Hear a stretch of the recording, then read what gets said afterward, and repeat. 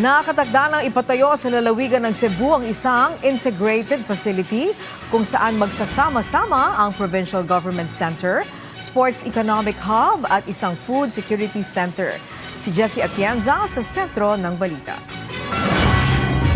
Lumagda sa Memorandum of Understanding ang Cebu Provincial Government kasama ang pribadong sektor na sinaksihan ng ambassador ng bansang Malaysia na si His Excellency Dato Abdul Malik Castellino na pagkasunduan ang pagpapatayo ng isang integrated center sa lungsod ng Naga sa timog na bahagi ng lalawigan na may Provincial Government Center, Sports Economic Hub kung saan itatayo rin ng isang stadium at mayroon din itong Food Security Center na may storage facilities para sa mga produktong pang-agrikultura.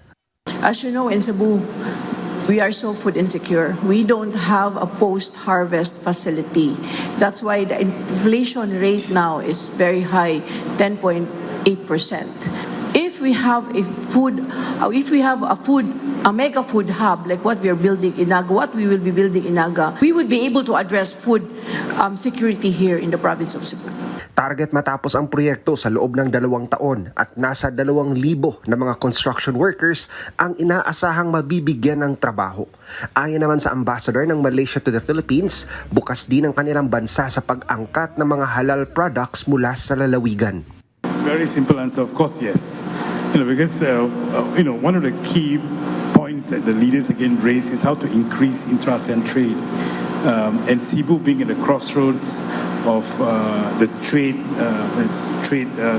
route, and of course the specific products that Cebu has expertise in, and if you include halal in, definitely Malaysia will be one of the key countries that will be very keen to import food from Cebu. Kamakailan lang ginanap ang BIMP-IAGAS Summit kasabayang ASEAN Leaders Summit kung saan nagkasundo ang mga lider ng mga bansang Pilipinas, Brunei Darussalam, Indonesia at Malaysia sa pagpapalawig ng kalakal at turismo ng 4 na bansa sa East Asia.